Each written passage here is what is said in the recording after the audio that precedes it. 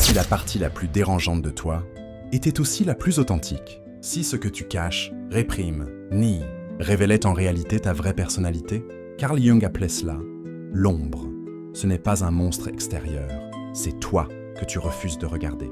Et pourtant, en l'affrontant, tu pourrais transformer ta vie. Tu veux savoir ce que ton ombre dit vraiment sur toi? Reste jusqu'au bout. Ce que tu vas découvrir pourrait tout changer. Abonne-toi à la chaîne maintenant si tu veux mieux te comprendre, explorer ton inconscient et transformer ton monde intérieur. 1. Qui est Carl Jung et d'où vient cette idée de l'ombre? Carl Gustav Jung, psychiatre suisse du XXe siècle, a révolutionné notre compréhension de l'esprit humain. Contrairement à Freud, qui focalisait sur les pulsions sexuelles, Jung a creusé plus loin, explorant les archétypes, l'inconscient collectif, l'individuation et surtout l'ombre. L'ombre, selon lui, est l'aspect refoulé de notre personnalité. Ce sont toutes les pensées, émotions, envies, comportements que nous jugeons inacceptables ou honteux. Ce n'est pas forcément mal, mais ce que notre éducation, notre culture ou notre ego refuse d'assumer. Tout ce qui ne vient pas à la conscience revient sous forme de destin. Carl Jung. Refouler l'ombre, c'est ouvrir la porte aux autosabotages, aux angoisses inexpliquées, aux comportements irrationnels. 2. Comment se forme notre ombre? Dès l'enfance, on apprend que certaines émotions ou traits sont interdits. La colère, la jalousie, le désir sexuel, l'ambition, la vengeance, le narcissisme, la vulnérabilité.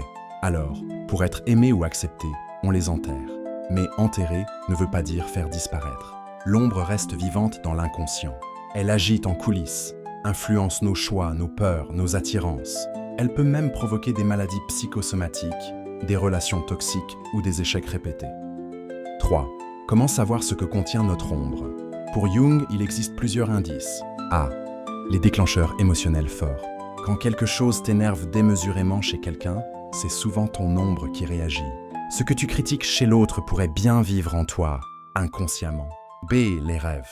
L'ombre apparaît fréquemment dans les rêves sous forme de figures effrayantes, d'ennemis, d'animaux noirs ou de situations troublantes. Jung disait que le rêve est le théâtre où l'inconscient joue ses vérités. C.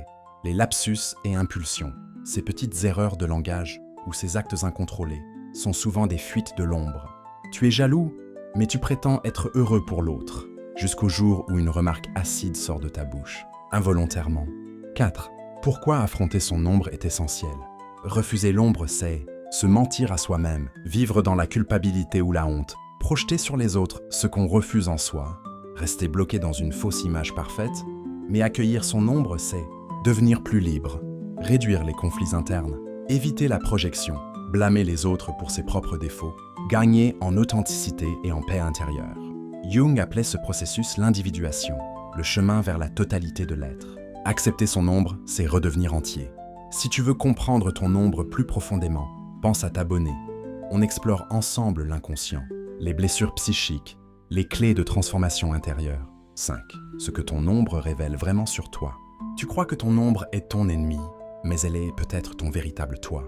Si tu refoules ton agressivité, peut-être es-tu naturellement un leader frustré. Si tu caches ton désir de reconnaissance, peut-être es-tu créatif, mais muselé. Si tu refuses ta jalousie, peut-être que tu as un besoin d'amour non reconnu.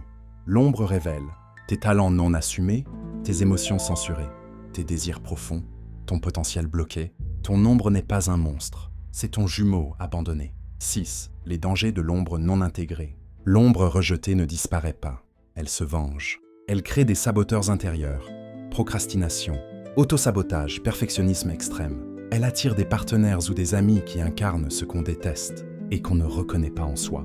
Elle explose dans des crises, burn-out, ruptures brutales, addictions, colère incontrôlable.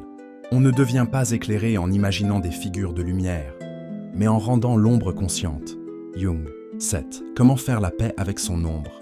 Voici le processus proposé par Jung, qu'on appelle l'intégration de l'ombre. A. L'observation. Note ce qui te dérange profondément chez les autres. Pose-toi la question, et si c'était en moi aussi? B. L'acceptation sans jugement. Ce n'est pas parce que tu ressens de la colère ou de la jalousie que tu es une mauvaise personne.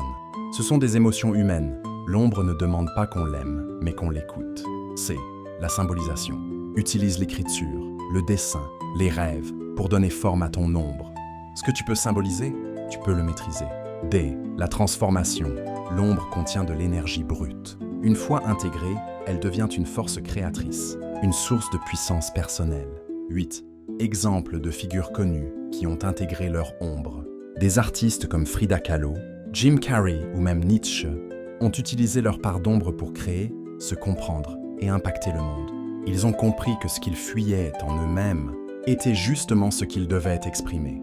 Toi aussi tu peux faire ce voyage. C'est parfois douloureux, mais c'est le seul chemin vers la vraie liberté. 9. Es-tu prêt à regarder ton ombre en face?